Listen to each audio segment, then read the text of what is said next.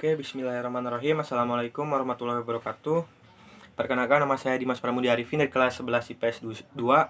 Di sini saya akan menjelaskan tentang masalah sosial dalam masyarakat.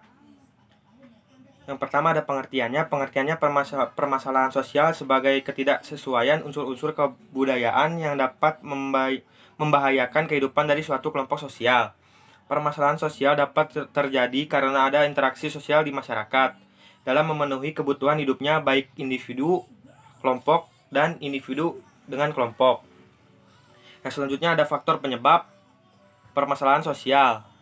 Yang pertama ada faktor ekonomi, contohnya kemiskinan dan pengangguran. Yang kedua ada faktor budaya, contohnya masalah kenakalan remaja dan seks bebas. Yang ketiga faktor biologis, contohnya kekurangan gizi dan penyakit menular. Yang keempat ada faktor psikologis, contohnya masalah kontrol emosi. Yang selanjutnya ada dampak permasalahan sosial dalam masyarakat. Yang pertama ada ketidakadilan, contohnya mengandung unsur kewenangan. Yang kedua ada kriminalitas, contohnya karena kebutuhan dasar tidak terpenuhi. Yang ketiga ada perpecahan kelompok, contohnya terjadi perselisihan, persaingan, dan pertentangan. Yang keempat ada pengangguran, contohnya kurang keahlian, keterbatasan lapangan kerja. Yang kelima ada kesenjangan sosial ekonomi, contohnya pembangunan yang tidak merata.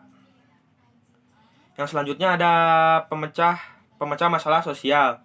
Yang pertama ada metode preventif atau pencegahan, contohnya pengendalian sosial dilakukan sebelum terjadinya penyimpangan sosial.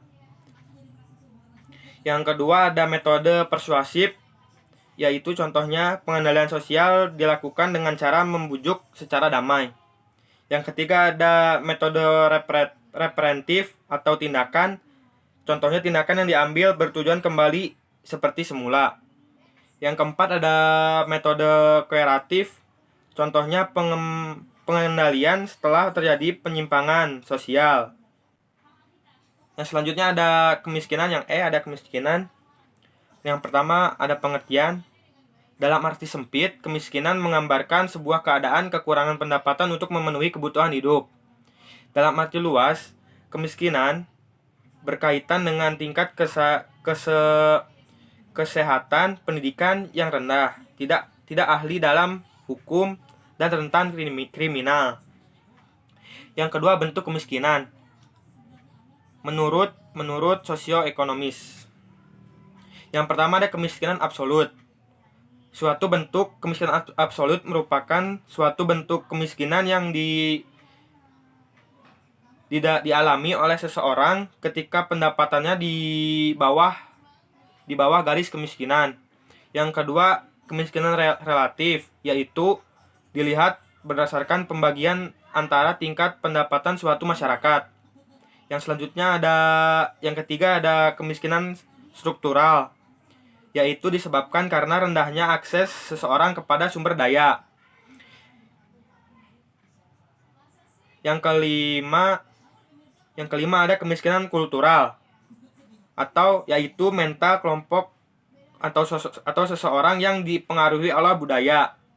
Yang ketiga ada faktor penyebab kemiskinan. Yang pertama ada faktor pribadi, contohnya muncul akibat menderita sebuah penyakit. Yang kedua ada contohnya ada terjadi ketika seseorang terjadi kecelakaan hingga cedera atau cacat. Yang selanjutnya ada faktor geografis, contohnya ada bencana alam, cuaca buruk, sumber daya alam tidak memadai. Yang selanjutnya ada faktor ekonomi, contohnya ada naiknya harga barang, jasa, dan BBM dan tarif listrik naik. Yang selanjutnya ada contohnya terlambatnya distribusi barang jasa karena akses yang buruk. Yang ketiga contohnya mahalnya biaya pendidikan. Dan selanjutnya ada faktor sosial budaya, contohnya mahalnya biaya acara adat. Yang kedua budaya utang di suatu tempat. Yang selanjutnya ada ketidakadilan sebagai masalah sosial. Yang pertama ada stereotip, yang kedua ada marginalisasi, yang ketiga ada subordinasi, yang keempat ada dominasi. Sekian penjelasan dari saya. Wassalamualaikum warahmatullahi wabarakatuh.